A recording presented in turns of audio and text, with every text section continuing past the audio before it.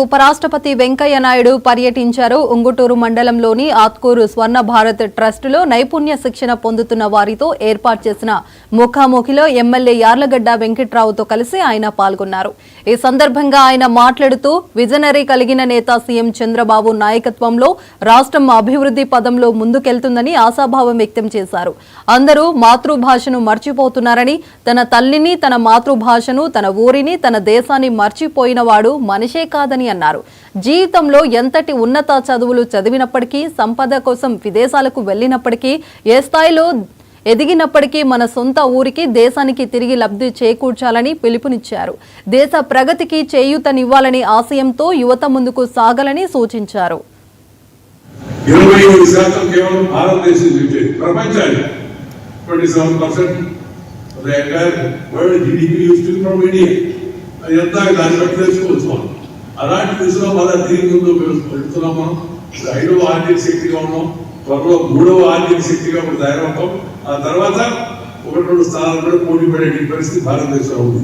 అది కేవలం ఒక ప్రధానమంత్రి, ఒక ముఖ్యమంత్రి చెబుతుందో లేదు. వాళ్ళు రథ సారథులు. కానీ మనం అందరం కూడా మన పని మనం ప్రతి ఒక్కరూ చేయాలి.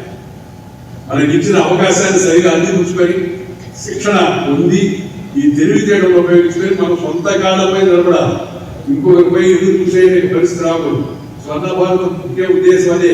గ్రామీణ యువత, గ్రామీణ మహిళలు, రైతులు వాళ్ళు సొంత కాళ్ళపై నిలబడే విజ్ఞానాన్ని, కావలసిన సౌకర్యాన్ని, కావలసిన శిక్షణను వాళ్ళకి అందించడం ఈ స్వతంత్ర భారత యొక్క ముఖ్య ఉద్దేశం. నా జీవిత ఆశయం కూడా అదే. అందువల్ల నేను రాజకీయాల్లో ఉన్నప్పటికీ కూడా మొదటి నుంచి కూడా అభివృద్ధి అభివృద్ధి అభివృద్ధి ప్రధాన అజెండాగా పెట్టుకుని వెళ్ళాను. రాజకీయాలు విమర్శలు చేసుకుంటారు, ప్రతి విమర్శలు ఉంటాయి.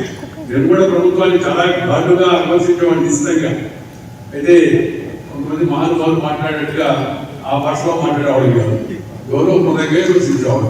మామూలుగా అవసరం వాడికి గట్టిగా కూడా విమర్శించేవాడు. గట్టిగా విమర్శించడం వేరు, కూతు మాత్రం పాటలతో విమర్శించడం వేరు, తప్పుడు పదాలు ఉపయోగించడం వేరు.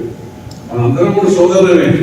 ఈ దేశంలోనే పార్టీలు అంటే అది బీజేపీ కావచ్చు, లేదా తెలుగుదేశం కావచ్చు, కాంగ్రెస్ కావచ్చు, లేదా కమ్యూనిస్టులు కావచ్చు, ఇంకో పార్టీ కావచ్చు, ఇవన్నీ కూడా ఈ దేశాన్ని ఎలా ముందుకు తీసుకెళ్లాలని వాళ్ళ అజెండా వాళ్ళకు ఉంది.